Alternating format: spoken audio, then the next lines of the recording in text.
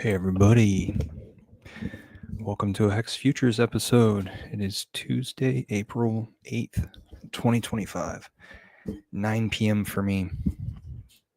Okay, so lately I've been very grateful. You know how I used to like meditate on here? If you didn't know, I meditate on this channel. And it was just me like trying to spread the idea of the exercise. And lately, my exercise has been feeling grateful. So maybe that resonates with some people here on this spring time period, these wonderful spring days where we're hoping for rain. That's why the thumbnail is that thing, because we've had some weird weather here lately. And so have all the other people. I'm sorry for everybody in the middle of the United States who aren't really Hexicans. Like, we don't have very many Hexicans over there. But I feel sorry for you guys who have been just flooded, absolutely flooded. So what's been going on with HEX? HEX is below half a penny right now. Let's see. The OA came in and did some huge laddered stakes, and I think Crypto Coffee did a pretty good job explaining this in one of his videos from like five days ago.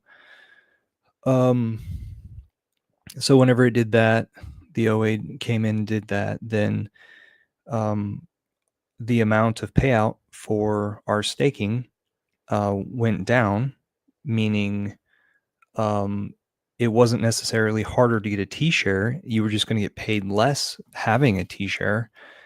And that made it to where like a lot of people rethought about their game of, like, let's stake for a year or 2 years just to try out this staking thing. So we're kind of waiting to see like how this matures. But here's some other news. I got the word yesterday that, or maybe it was earlier today, that Richard is now allowing replies on his tweets over there on Twitter. I always still call X Twitter. So that's a big step. Before we were thinking that, Richard was just having it to where his account was just tweeting out things and nobody could respond to it. There couldn't be a back and forth. No one could get a follow-up answer unless people were like quote tweeting him, and then he was following up with a brand new tweet. But that's actually a big progress. We were thinking the SEC had kept him quiet and stuff. We're getting all sorts of comments and attacks from folks from other chains or our own chain towards us Hexicans. It is what it is. We're here. We're in this timeline together. I think there's a guy named Bob Lucas who's a traditional investor, but yet examined Bitcoin, and then now has he started out with like articles, and then he started a YouTube channel, and he started this this model portfolio that has Bitcoin in it. And the idea is following the 4-year cycle. And so this 4-year cycle has been really screwed up for him, and he's had to explain to folks that, like, preemptively he went ahead and sold a third of the portfolio and brought it back out of crypto because he wasn't sure whether the Bitcoin is going to go up or going to go down from here. So that's kind of the stage where a lot of us are. But if you haven't read Richard's recent tweets, he's talked about how, like, we need to market, as well as Vitalik with Ethereum needs to market. He needs to reach out to the common person and tell them that Ethereum exists and the opportunity is there. in general. So he's claiming that all of crypto hasn't done their share of business marketing, let's say. What else is going on? Over there in Spaces, there's still the whole PDI and like there's a group in Spaces that's kind of against the narrative, but they love the controversy going on. So they're getting a lot of people to come to their space and hang out there and listen to their anti PDI stuff. And then there's another group of people who are hopeful for the PDI. And those folks, I think that like both the folks are kind of new. The people who are leading the spaces. Well, actually, no, the anti-PDI spaces are often visited by folks who have been in the community for a while. But I think the new guys, they haven't been around for a while.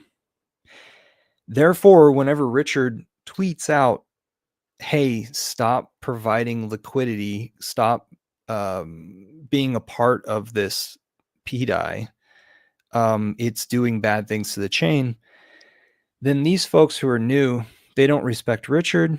And so they think that it's cool to be a rebel and they just continue to do whatever they want to do. And then they also spin up narratives of like, oh, these numbers match, or oh, this certain thing happened, or just all sorts of crazy stuff. I wish I could bring them up, but there's like somebody over here in this group said that there were probably 17 different narratives or 17 different times that the narrative could have been stomped, but somebody came up with a brand new idea of, oh, well, actually, this other thing's happening. Okay, so enough of that. Maddie came into this whole situation and analyzed it as, this is going to drain our chain. We need to do something about this. So he had the idea to run a sacrifice in order to get a PDI that replaces the one that's being argued about. So he calls it now the good PDI. So good die PDI is, I think, what he calls it. And you know how Maddie is. He wants to teach you blockchain stuff. So he made it kind of hard for you to, or a few more steps. You have to learn about blockchain workings in order to mint your good die PDI. And he's made it similar to the Time Pays Me project of his.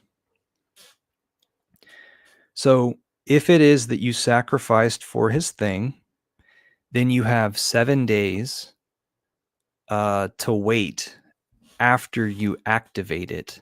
So go ahead and go and learn what you need to know in order to mint your good die PDI of Maddie's, because it's going to take 7 days for it to be released to you.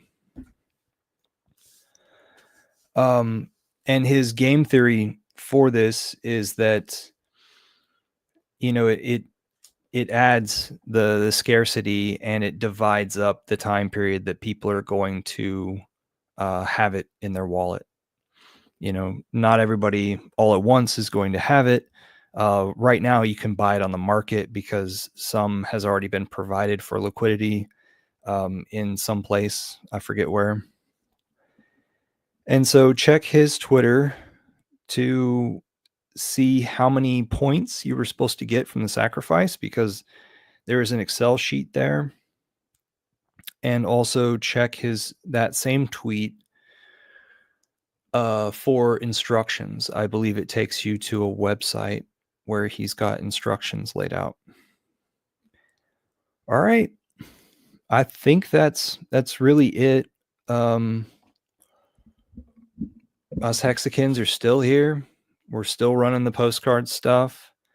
Come over to let's see, HEX Foodies, t.me/HEX Foodies. If you want to chat with a group of us that are always alive and well. Yeah, I just think we're in between things. I think I explained it last time that this is the reason why I brought up the Bob Lucas thing, is because he explained it as, well, I actually commented down below his thing saying that Trump has made it to where we're looking at micro markets.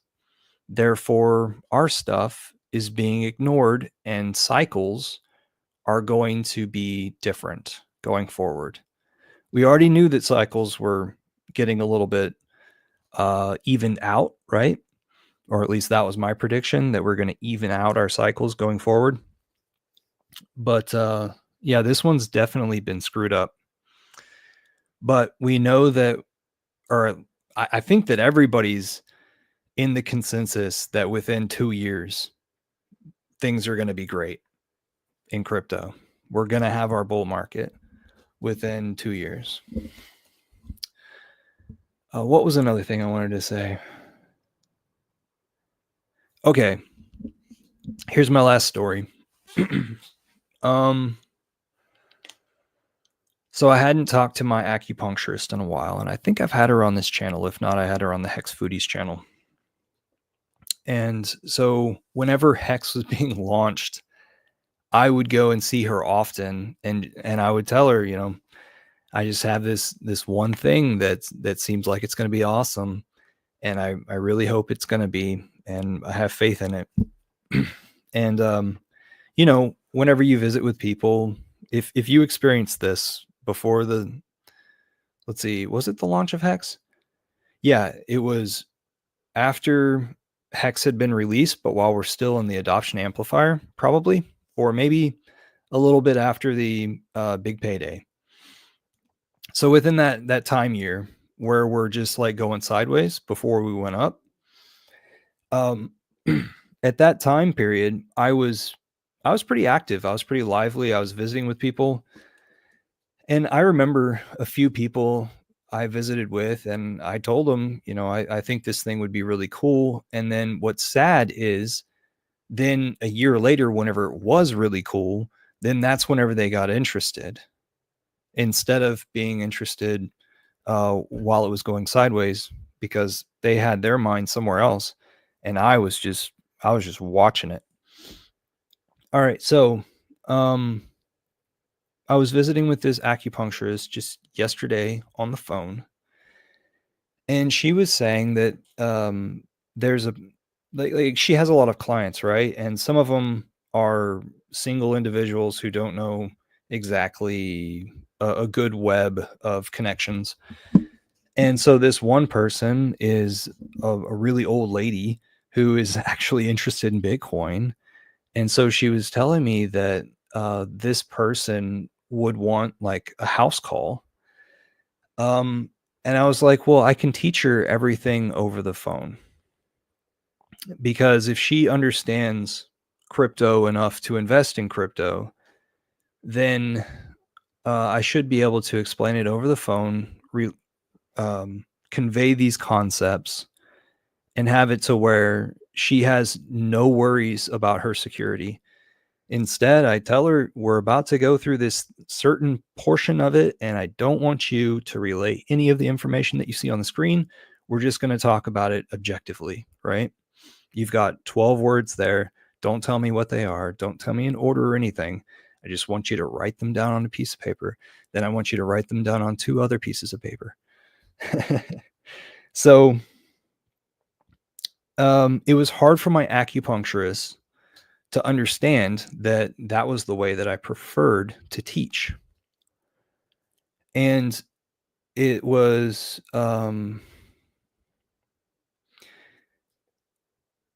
it was something that I was trying to do with her, because she was always saying, like, I need you to hold my hand while we go and do that crypto stuff. Won't you come over to my house later on this evening? I'll make some tea. And she always lays out a little bit of food.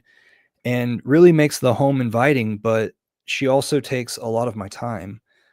Um, and so I was trying to limit the time and say to her, like, let's just schedule a call to where it's not physically demanding of me, let's say. And then that way, she learns in a new way how to deal with the pieces that are in front of her instead of me, I don't know, like physically in the space, getting her attention to say, hey, look at this certain thing. Instead, I think the audio and her dealing with the physical things herself, she's always been really good about keeping and maintaining the physical things. But she's been demanding of time. So I guess I don't know why I wanted to relay exactly that. I guess it's like the stage that we're in right now, continue to teach people.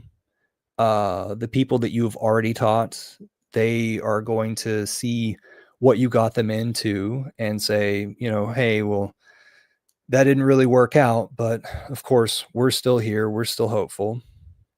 We see everything lining up. We see that it's a rocket ship ready to explode.